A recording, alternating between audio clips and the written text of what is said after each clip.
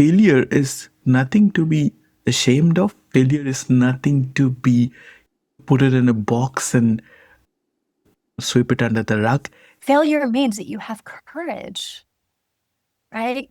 Courage is doing something despite the fear. So to me, I'm like, when people fail, I'm like, awesome. And what's next? I took off my mask and I ended up coming out to the entire world that I had been living with borderline and healing it. We can heal from anything if we want to, but a lot of times we don't recognize that. We can only meet other people as deeply as we have met ourselves. I'm going to create a little challenge for those who are listening, is just see what would happen if you wake up every day and the first thing that you do is you go to the mirror and you say, I love you. And you give yourself some praise. Just observe what happens within you if you start talking more kind, more compassionate, with more empathy to yourself. And just notice how your world starts to change around you. Hello everyone, I am Abhra and this is Stories and Stanza. Let's dive into what makes us human through intimate conversations about creativity, failure, and resilience. Let's begin. Hi everyone, and welcome to a new episode of Stories and Stanza. And today, as our guest, we have Denise Michelle, who is a self-love alchemist and a coach and a writer and hypnotherapist. Hi Denise, welcome to Stories and Stanza. Hi, Abhra. Good to see you. Good to meet you. For our listeners, Denise, would you like to say a little bit about yourself? Sure, happy to. Well, hi everybody. I'm Denise Michelle. I'm originally from, the United States. I live in Bali. And I would say my journey really started, at birth and being born with borderline personality disorder and going through a really difficult childhood. A lot of trauma, a lot of dysfunction in my household, leading up into my 20s when I was finally diagnosed with borderline personality disorder. And it took a long time for me to start making some big realizations about why patterns were occurring, why I didn't really have an identity, why I really struggled with my relationships. And mostly I was seeking love, and I didn't really understand that it actually was within me the whole time. And it basically took me out of the corporate world into going into an outpatient treatment program for 9 months to save my life. And that was in my late 20s. And then I left my corporate job and became a yoga teacher and then a studio owner, and ended up creating a space for people to heal through yoga. And I did that for several years. And then eventually I did go into the coaching world in 2018 and learned the business and went into hypnotherapy and really started bringing all the fun modalities together, which is why I call myself an alchemist, right? It's actually my favorite book. So the Self-Love Alchemist is just the array of tools and things that I've not only studied but experienced myself. That is what I help people to not only break their patterns, their behaviors, their limiting beliefs, but to help put them into their trajectory of life. Why are we here, right? Why are we on this planet? And for me, it's because I'm a leader of love, and I am here to help support other leaders of love. That is beautiful and inspiring. And it is very similar to what I try to do in this podcast. I will go into a lot more details and try to hear your ideas on them. But before I do that, this is something I request all of my guests to share their personal experience or their perspective of it. So this segment in my podcast, I call this Fail With Me. And of course, that's not to say that you fail in whatever you're doing, but to be objective and emotionally intelligent about failure. I grew up in a very strict family, and then I moved around places and I had my own trauma, repressed memories, and things. I was very angry and agitated and frustrated most of the times. And then my wife had some mental health issues. So it took me a long time to work through that and to understand. You touched upon this briefly, that what we are looking for that comes from inside. So to get to that point, it took me a long time. And then once I got to know, I realized that failure is nothing to be ashamed of. Failure is nothing to be put it in a box and sweep it under the rug. It is something for which we can be objective, we can learn from it, and we can take it for what it is instead of getting dragged into it. So that was the idea of Fail With Me, to say it is okay to fail. And there is, like, we are always chasing success, but what if we said that it is okay to fail? Then we become very much clear headed. So I think what you said about yourself, that speaks volume to what I am trying to do in this podcast. I'm trying to build a community and trying to spread positivity and awareness and everything. It kind of speaks to me that it, we are talking about the same thing, maybe slightly different words. So the first thing I would like to hear from you, from your personal experience, that how does this idea Fail With Me, that the way I explained, how does it sit with you? Yeah, I love. My goodness, failure. It's like, have you ever heard that term, fail forward? Yes. Yeah. In the Tony Robbins community, I'm a trainer with Tony Robbins, and in our community, one of the things that we say when it comes to our growth is dare to suck. And I love that because it's not about perfection. And a lot of us, me included, right? I'm a recovering perfectionist, I will admit that. And why was I a perfectionist in the first place? Very similar to you. It was trying to show a different side of myself, like that to my parents, that I could be loved if, right? If I got the accolades and the recognitions and all the things, then I would get their attention and receive that love that I was looking for. But that wasn't, that's not going to be in fulfillment, right? So failure is awesome because it means that you're growing, right? Can you imagine how boring life would be if, like, we did everything perfectly? I mean, like, Exactly. so boring, right? So we learn. We're here to learn. And I always look at mistakes are lessons, are blessings.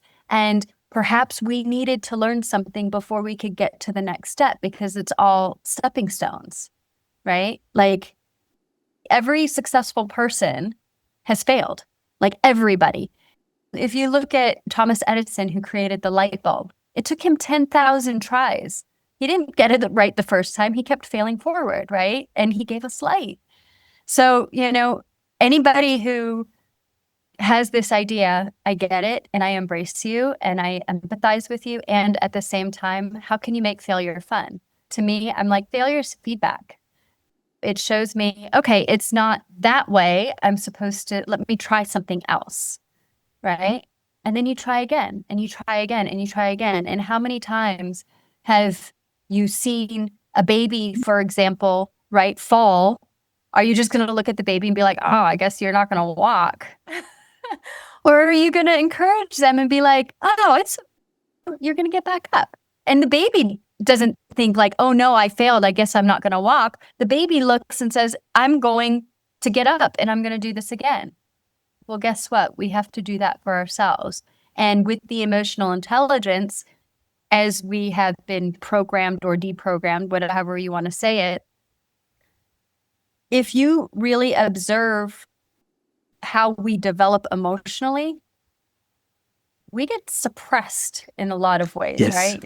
Families, religion, society, what have you, right? That we are supposed to live within this box and do the thing: eat, sleep, work in entertainment.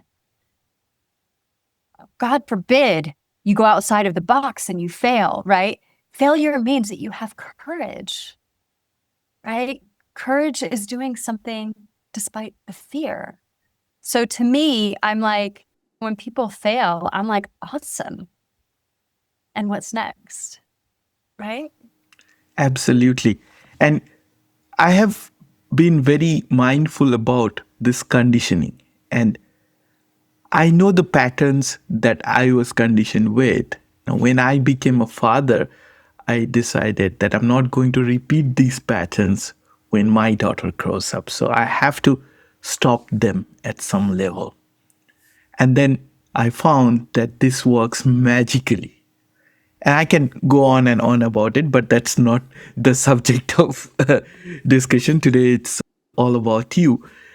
So before we talk about your book, can you talk about the borderline personality disorder that you identified with, and then what was your experience, what is it, and what would you share with someone going through a similar phase? Yeah. So borderline is tricky. It's not easy to navigate because there are 9 different criteria when it comes to the diagnosis, right? And, who makes up these diagnoses is beyond me. But borderline, there's nothing borderline about it, for one. It's a heightened emotions that a person has an extreme dysregulation of emotions. So I didn't know how to feel. Like if I felt angry, I went from 0 to 60, right? It was like rage. I didn't know that there was like a happy medium of feeling anger. I didn't know what real happiness was. I often mimicked my personalities based off of movie characters growing up, because I would be like, oh, I really like them and I like their style, or I like the way they're acting in this movie, so I'm going to act like that, thinking that this is how I created an identity. It was a really difficult way to live. And I didn't see things in, like, there would be a gray area. I would see things in either or black and white. I would get extremely triggered if I knew somebody didn't, if I felt like I did something wrong.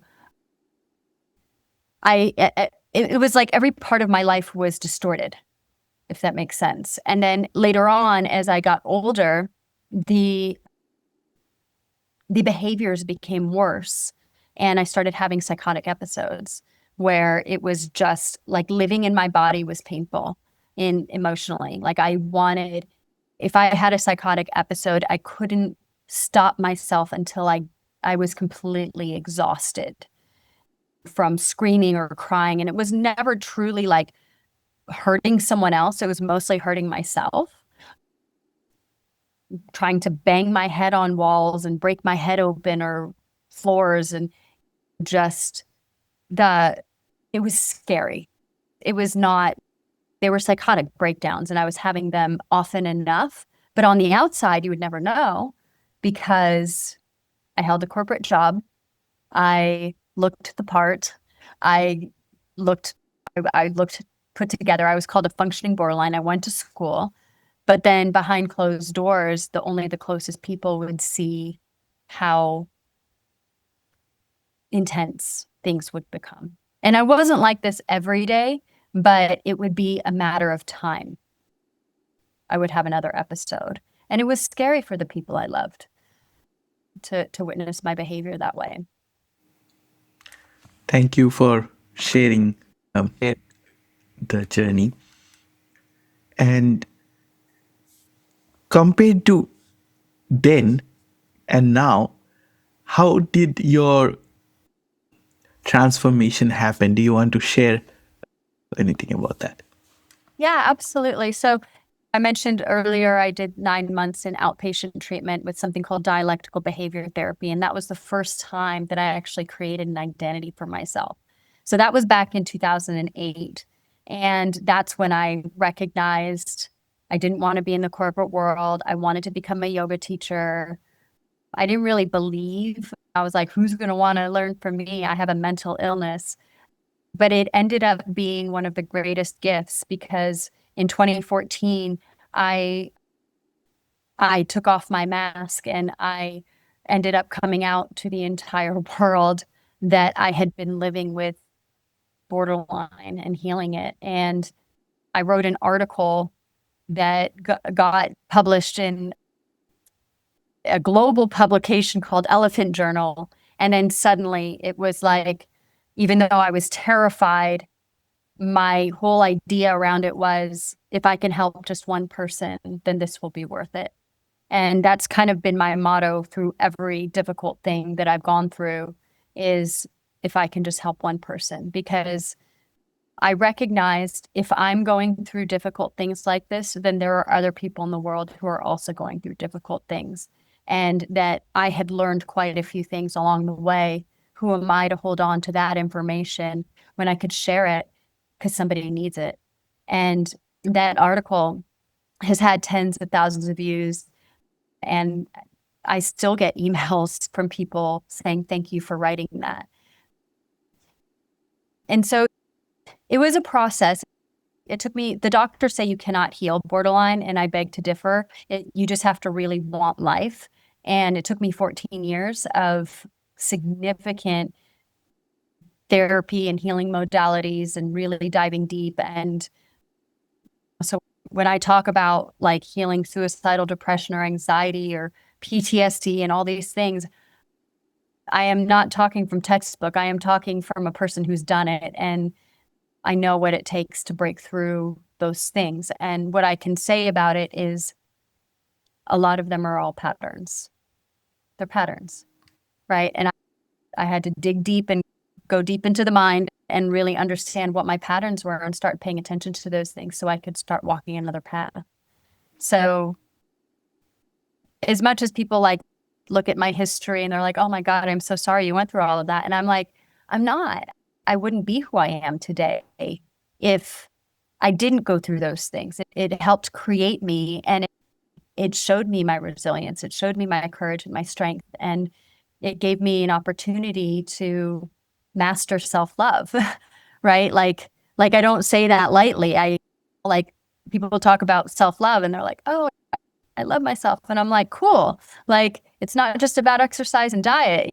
Like self-love mastery, it's going into the depths to understand your authentic self, right? And really learning to meet yourself, your higher self, not just the ego self, but the higher self, and be the person that you're meant to be. That is so very heartwarming. And since we are talking about self love, I think it connects very well with what I was trying to say about the fail with me narrative. That if you fail at something and then you're too harsh with that, and that harshness, I believe, comes from conditioning, which could be in the families and society and other things. And I love how you mentioned that all these different modalities kind of came together and that led to this beautiful realization about self love. And I'm curious to hear about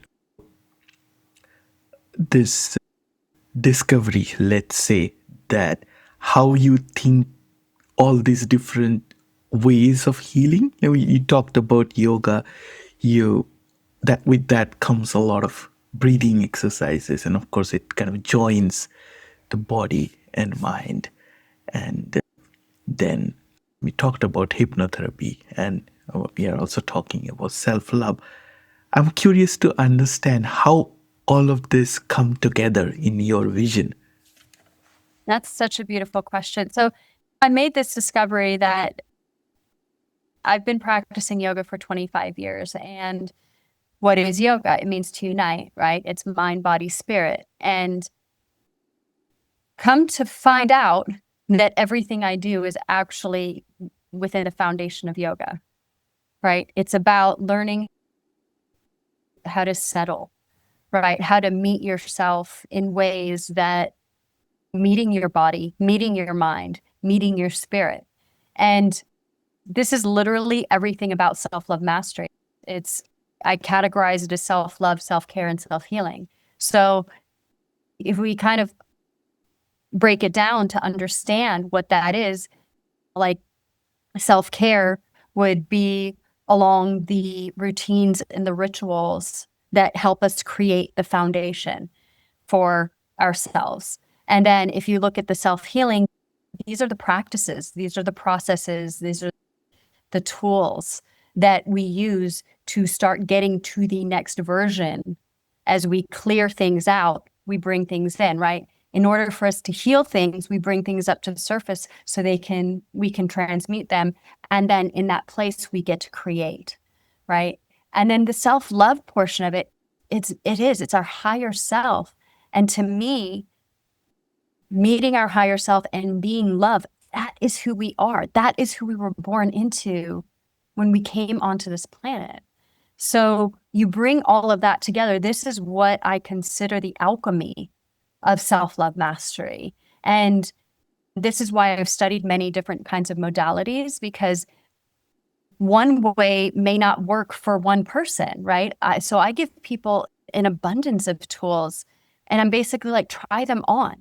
I will show you, I will teach you how to try them on. And when we do the subconscious, to me, the subconscious, going into the subconscious is one of the fastest ways that you can heal, because you're bypassing the conscious mind, that the ego mind saying, oh, no, I don't want to change. I can't do that, right? The subconscious mind is actually where we 95% operate from, right?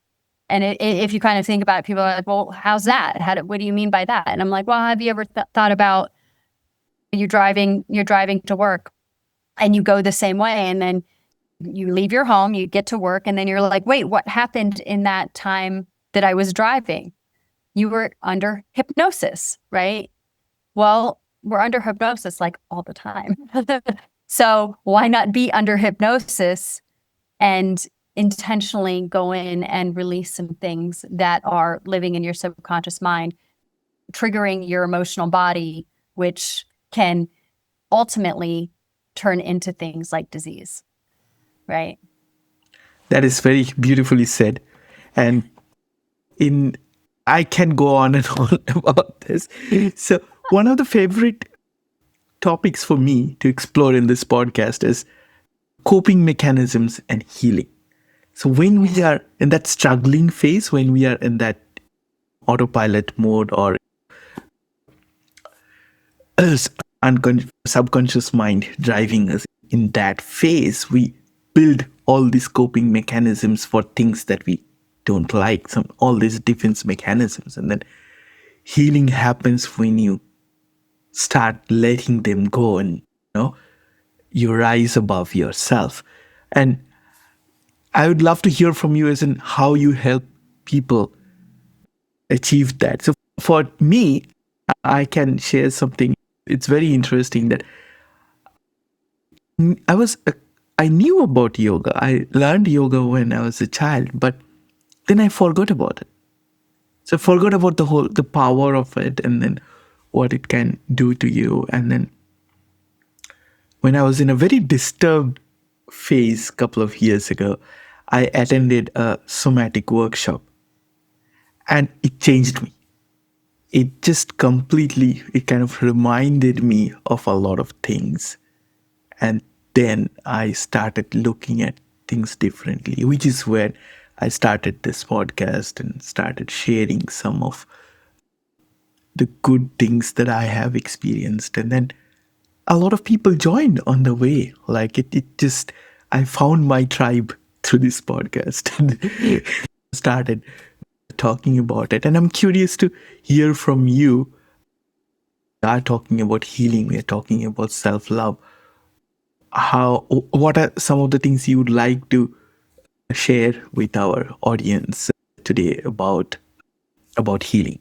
What can we maybe practice at an individual level? And for me, what I try to do is, no matter how stressful my day is, I try to take a walk no matter how good or bad the weather is. Even if it is raining, sometimes I'll take a rain jacket and go, because I feel that's the time I give myself to come back, to remind myself. And if we are always busy and we are in that coping kind of a cycle, so we need to take that break and take control of our wandering mind. So I'm curious to hear your thoughts around that. Yeah, you're bringing up a really good point, because I will tell you the healing does not happen in the doing. It happens in the surrendering. It happens in the being, right? And this is, if you kind of think about when, somebody gets surgery, how does the healing happen? It happens after the surgery, right? After they bring whatever it is to the surface, release it, and then that new, or that part of themselves can rebuild at a cellular level. The same thing happens, right, with our healing process, our emotional healing process. So there are different ways, because what's really fascinating is people are like, oh, well, how do I know if I have patterns? And I'm like, we all have patterns. So the first want to notice what you're paying attention to, because what you're paying attention to is going to create your feelings. Your feelings are going to create your thoughts. I'm sorry, the other way around, are going to create your thoughts. Your thoughts are going to create your feelings. Your feelings are going to ultimately create the result, what you are experiencing right here, right? So you want to notice, what am I putting my attention on? What am I focusing on, right? That's one of the first things, is notice what you're noticing. And once you start to pay attention, because we're all operating at a certain level of awareness, the question is, are you aware? Are you aware of what's happening? Are you aware of the way that you're reacting or responding to somebody? Are you aware of the way that you've been treating yourself? Are you aware of the words that you're using in terms of talking to yourself or talking to other people, right? And we have to start, just like you're talking about the conditioning, we have to start learning how to recondition these things. It's not going to happen overnight. It's a practice, right? And there are a lot of ways that we can go about doing this in a gentle way that doesn't have to, go straight in and like you dive into the deep end and say, okay, I'm going to go heal all my traumas and do all this stuff. No, we can do this more gently, right? It's just a matter of, are you willing to go into the spaces and places that are needing and wanting to be looked at? Right? So it could be in anything from meditation, right? Going into a guided visualization, going into, like, one of the tools that I give people is going into a visualization of self-acceptance. And that could just be taking a few breaths, imagining yourself surrounded by this gorgeous golden light. And then as you breathe, you're washing away self-doubt and negativity, right? It could be repeating loving phrases to yourself, like I am enough, and I accept myself as I am. I am worthy of love, right? And spending a few moments in that visualization and allowing these feelings of acceptance and love to grow within you, because when you're doing that, is what's happening at a vibrational level, right? That's the frequency. And you want to raise your frequency, right? When it comes to developing our, I would say, developing the new versions of ourselves. We have a vision of who we want to become. We have to raise ourselves to that frequency to meet it. So then we actually embody it, right? And that's just one way. Another way could be, just doing deep breathing exercises. Another form could be expressing forgiveness and writing of forgiveness letters. Another way is somatic release, right? In kind of physical activities. It could be like yoga, right? Could be going for a brisk walk. You're changing your physiology. It could be dancing. Just allowing yourself to feel and express whatever comes through in these kinds of activities. So I would say Those are very simple, very simple ways to ignite your healing process. But the first thing is recognition. You've got to recognize, okay, what do I want and where do I want to be? You sparked my curiosity on something, and this is a very common pattern that I notice in people, that recognition. We can heal from anything if we want to, but a lot of times we don't recognize that. No, And then we're doing the same in thing. our comfort zone. Yes. We are doing the same thing over and over again. It's just we are not interrupting that cycle. And then because of that, we are not breaking apart. That's exactly it. And if you think about it, right? So Albert Einstein said the definition of insanity is doing the same thing over and over again and expecting a different result. So the thing is that how many times are you going to stay in your loop? And at some point, hopefully you'll say enough is enough. This needs to change, right? And typically what happens is that either something happens in your life that is unpleasant. You know, it could be the breakdown of a relationship. It could be the loss of a job. It could be a natural disaster. It could be something that is showing you that something needs to change on your path, right? And now you have an opportunity to not only change it, but to create it in the way that is aligned for you. It is so beautiful. And I was looking at some of the topics that you love to share. So we touched upon healing, we touched upon self-love, and then you mentioned authenticity. And that is such a wonderful topic. That how do we become authentic? But I feel that the main barrier to authenticity is ego. So it's like one side of it is ego, and if you cross that barrier, then it's you're fully self-aware, and then you accept the world, and it becomes beautiful. And I want to hear your thoughts around authenticity. What is it that you like to share? Well, think about it, right? Like when you see somebody who is, it's kind of like that thing, dance like no one is watching, right? But the thing is that how many people are dancing and looking around and seeing who's watching them, right? If we can learn to let go, if we can learn to let go of these ideas that we have to be something that is expected of us, guess what? You start to tap into a part of you that's like, that's not me. Wait, that doesn't resonate with me. That's not actually fun. I'm only doing this because I'm people pleasing, or I'm doing this because, right? This is someone else's expectation of me.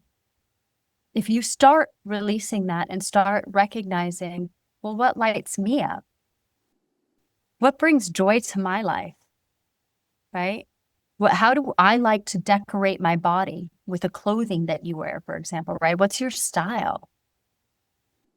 What is valuable to you? What is your value system? What's important to you, right? Once you start to tap into those parts of yourself, you start to come into your authenticity, right? This is your own unique blueprint that only you have, right? We're not here to be clones of each other. Yet, how many people feel like clones, right? And more so with the constructs of modern society. It's like there is one pattern that is set, and then you are trying to run behind that pattern. Yes. And I will say that even though the way that we do things is the minority, people are waking up because people are recognizing something's not right. I don't want to be conditioned in that way. I don't want to be controlled in that way. They look at somebody who's done something like I've done, like move across the world, right? And live on a tropical island and be like, well, I could never. Why not? Right? Is it scary? Yeah. I couldn't have done this if I didn't take that risk. But what I can tell you is what's on the other side of taking risks to discover your authenticity and your fulfillment is just that. It's living a beautiful life. It's living a life fulfilled. It's living not just to achieve, right? And not just to gain recognitions. There's more, right? There's more. Absolutely. And it's almost like, have you ever seen that movie Pleasantville? It was old. It was an older movie, like in the 90s. I haven't, no. No, okay. So Pleasantville, it takes place in the 1950s. And these kids get sucked into this TV show, and it's a black and white TV show, and it's very cookie cutter, 1950s, mom, dad, son and daughter. And these two teenagers from the 90s get sucked into this TV show, and now they show up. And one of the kids he knows he wants to play by all the rules, wants to do things according to the way that the show is done. And then the girl, she's not like that. She's very out of the ordinary. She's a bit rebellious. And because of her rebellion and because of the way that she thinks outside of the box, the movie starts showing up in color in different ways. Like somebody's sweater will turn red, or that flower is now pink, right? The black and white starts to dissolve and color starts to come up the more that people are waking up. It's a fascinating movie. I highly suggest it to people to just understand the way that conditioning works. That's a perfect example, right? That is so true. I'll make a note of it and try to look up the movie. Can we talk about your book now? So can you tell us what is this book called, what it is about? It's hilarious because what's really funny is so my first book came out. It's a collaboration book, and it's called Asian Women Who Boss Up. And it's a beautiful book all about the different things, the different traumas and trials and tribulations that we as Asian women have gone through. And so there are 18 different stories in there, and it's wonderful. But that's not actually the book that I want to talk about, because strangely enough, very recently, I wrote another book. I wrote my solo book, and it's called Embrace Your Worth, and it's the ultimate guide to self-love mastery. And it has not come out yet. I'm making the final edits on it. But strangely enough, this book literally just poured out of me. And I was like, where did that come from? But this book is pretty amazing because it really goes deep into understanding self-love as the foundation of true happiness, mental well-being. It's all about creating empowerment to heal from past wounds, grow beyond limitations, right? Live from a place of authenticity and compassion. But here's the gift of all of this, is that we can only meet other people as deeply as we have met ourselves. So this journey is not just about self-acceptance, it's about self-empowerment, right? And cultivating the relationship with yourself. And this book is really cool because it's not like your average book, where you're reading a bunch of my stories and all of that. I'm actually giving this to you in very feasible, tangible ways so you can start understanding things like discovering your authentic self, understanding the power of something like affirmations and self-talk, transformative language, doing things like guided visualizations for self-healing, going into a vision setting. And what is that? That's like creating vision boards, dream boards, right? And understanding that what we create, because our mind creates pictures, while vision boards help us take those steps forward of what we want our life to be. And then it talks about taking an inspired action plan. What is that? That's taking your passion and your purpose, right, and putting it into focused, intentional steps. And then it gives you some space to go into the being, to go into reflection and growth and understanding who you are through this process. And it's just so wild to me that I wrote this book, because I literally wrote it sitting in my bed and it just started coming. And I was like, oh my God, this is wild. So that's this book. It's called Embrace Your Power, The Ultimate Guide to Self-Love Mastery. And it will be coming soon. So what I would suggest is getting on my newsletter and getting that. And once it comes out, I'm really proud of it. And I just want it to serve people. I just want to give people simple, tangible steps to move forward, to start creating this kind of mastery in their life. Because that to me is like, yes, self-love to me is the ultimate love, because of the fact that we can only meet others as deeply as we have met ourselves. But that's so heartfelt, how we meet ourselves and how we meet other people. I read this recently in a book that, people who are like mirrors. Sometimes you meet someone and you connect immediately, and sometimes you just do not connect at all and you kind of rebel from one another, and sometimes there is zero connection. In every case, when you meet someone, that person reflects something that you are keeping inside. It's a thought that I carry with myself a lot. And what I can say is, of course, we will have your links in our episode description, but when the book comes out, we'll see how this episode is timed. We can possibly put the book link as well. Yeah, let's see. I would love people to read something which is very practical and something that people can follow in their day-to-day life. Yes. And that's why I created this, because the foundation of how we create self-love mastery is in our routines and our rituals. It's how intentionally we are living. And a lot of the time people aren't living with intention, right? No, that is so very true. Yeah. Yeah. And I think we went through a lot of aspects. We talked about healing, we talked about emotional intelligence, failures, self-awareness, very valid and important aspects of healing. Do you think we should have covered anything else that we didn't go into? Well, one thing that I just really would love to reiterate to people is how you talk to yourself matters.